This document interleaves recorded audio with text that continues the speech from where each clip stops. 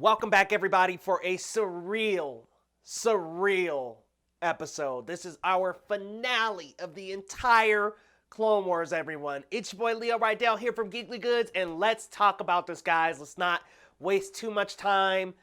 Wow, what a finale, everyone. I'm going to preface this by saying there are definitely going to be little spoilers here and there, especially because this is the final episode and there's so much to say about just what happened in this episode. Like, this bridges the gap to everything that happened, like things that happened in Rebels, things that happened in other movies, and it actually tied up the Clone Wars and showed us, or kind of showed us, what happened with Ahsoka after the Clone Wars ends.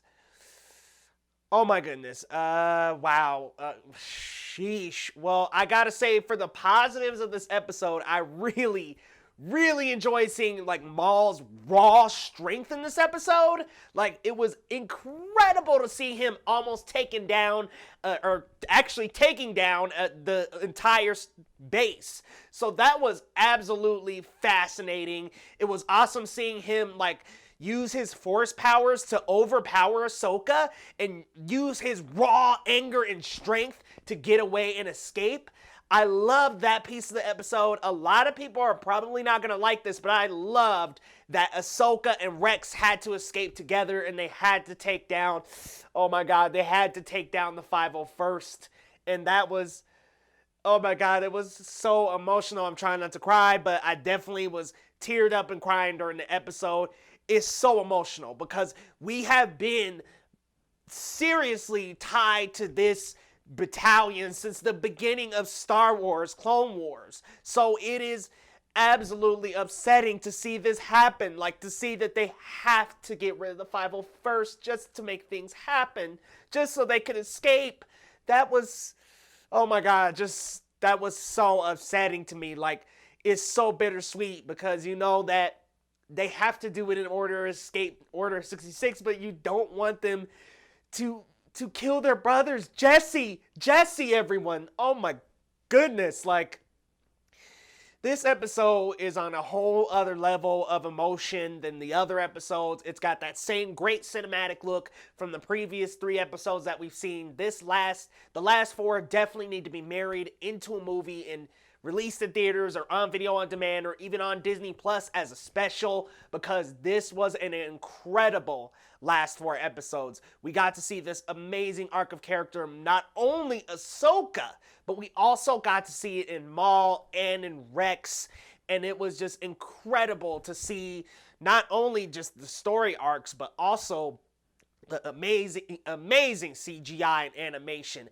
Absolutely incredible. Some of the most crisp 3D animation of any 3D animated television series. It was absolutely excellent. Amazing lightsaber battle between Maul and Ahsoka. A phenomenal score. I mean, out of this world score. One that, like, is just incredible. And I gotta give it to Dave Filoni. These last 4 episodes were incredible on so many different levels. Story, music, animation, like movement of characters, so much. And just getting to see the siege of Mandalore and go with them to the siege, but then it flips and turns into Order 66. It was incredible. This was a fantastic last 4 episodes of the series. Honestly, my favorite 4 of the entire series.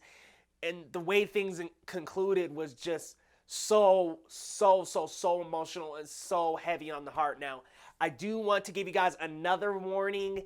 If you have not seen the finale, I am diving deep into spoiler territory here. Deep. So, I will say, if you haven't seen the finale, please don't turn back, but plug your ears here. Oh my god.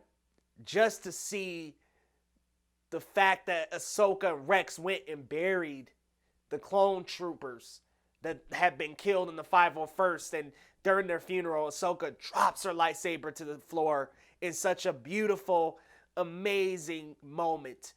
By the way, her lightsaber looks familiar. Let me know down in the comments if that's like somebody's lightsaber. It looks familiar.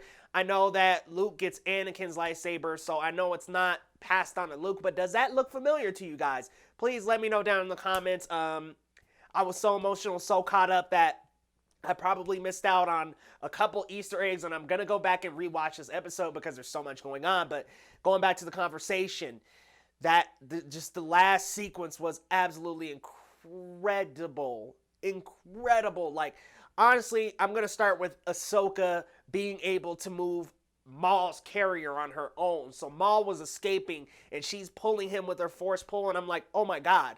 She is like stopping Maul from escaping. Ahsoka's on a whole other level. She's totally Jedi Knight level at this point. I mean, in my opinion, I definitely think Anakin was like top level master, but they didn't want to let him in. So she was on a whole other level with the Force at this point.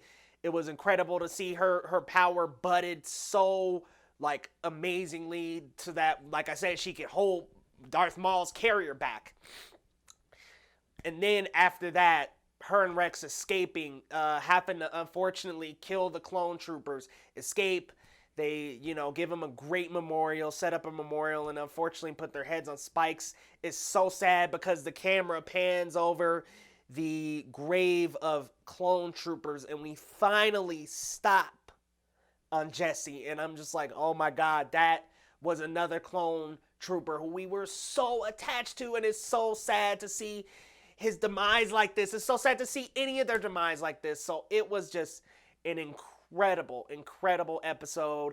Let me know down in the comments what you guys thought, because I thought the scene of Ahsoka dropping her lightsaber, and then we got to see, oh my god, I almost forgot, we get to see Darth Vader in the Clone Wars, like actually animated, not the vision that Anakin had. We actually got to see Darth Vader animated in the Clone Wars. He looks phenomenal. And what I do like about this Vader is you can kind of tell he's got that more youth look. He's got that slender build like Anakin Skywalker. This is a young Vader. This is Vader right after, well, I don't want to say right after things happen, but not too long after things happened in Revenge of the Sith. So it was actually incredible that we got to hear the breathing. We got to see Vader walk up, pick up Ahsoka's lightsaber and activate it and walk away with the lightsaber. But one has to wonder what's going on in Vader's head, because if you've read the Marvel Vader run, which is what is canon now, so I love Legends, don't get me wrong, but Marvel is what's canon right now. The Vader run back in, the 2015, I want to say the 2015, the first of the two Vader runs, it does end with Vader actually choking Padme, because at this point he says, I'm not Anakin Skywalker anymore. Anakin Skywalker is dead.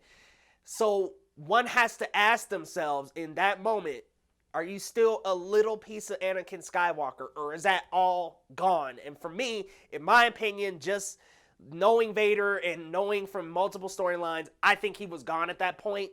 He probably picked up the lightsaber and was like, oh, I know this is Ahsoka's, but if I see her, I'm going to kill her. It's unfortunate, and it's such an emotional way to end the series, to end it on Vader, our guy, our main man. Uh-oh. Sorry, guys. Ended on Vader, our guy. Oh, my God. It was just, oh, my God. Embarrassing. It was honestly just so surreal. It was so bittersweet. Everyone, let me know your comments. What are you looking forward to in terms of The Mandalorian Season 2? Because I know this is not the last of Ahsoka Tano. We do have her coming up in Mandalorian Season 2. So I'm very excited that we are still getting some more from this character. But guys, let me know your thoughts about this last episode. What did you think? Like, what were good? What was good? What was the bad? Was it the episode you wanted? Was it the ending you wanted? For me, I couldn't think of a better ending. I honestly think that it ended on such an emotional note that it left me really feeling something at the end. It left me wanting more, not only that, but also it gave me a feeling. It gave me a very strong feeling of upset, fatigue. I mean, not fatigue in that I'm sick of Star Wars, but just that I'm so sad that like we have to keep seeing this Vader storyline every time because it's so tragic. And honestly, I'm excited as well because I'm excited to see where they take the Ahsoka Tano character in The Mandalorian season 2. But and honestly, I'm bittersweet. I'm upset. I'm sad that the Clone Wars is over. I'm so very upset because this was something like Saturday morning cartoons that we tuned into every single week since what, guys, like 2012 for this newer series. And I mean, Clone Wars, so we're talking about the Clone Wars. Clone Wars, the 2D animated, came before that in 2003. So Clone Wars might be more 2008. Guys, fact check me on that. I'm not entirely sure, but I know we have been watching Clone Wars for a very long time. So this is such a sad moment. We're losing something. We're losing something, guys. So let me know your thoughts down in the comments about the finale. And guys, this is it for Clone Wars. But hey, come on back to the channel. We're going to be covering plenty of other shows, especially Mandalorian Season 2. I'm going to be following that very closely, and come on back for more content, guys. Going to be following a lot more shows as well now. Like, you guys seem to really love coverage of Clone Wars, so I'm going to be doing other shows too. So guys, come on back to the channel, and we'll see you next time on Geekly Goods.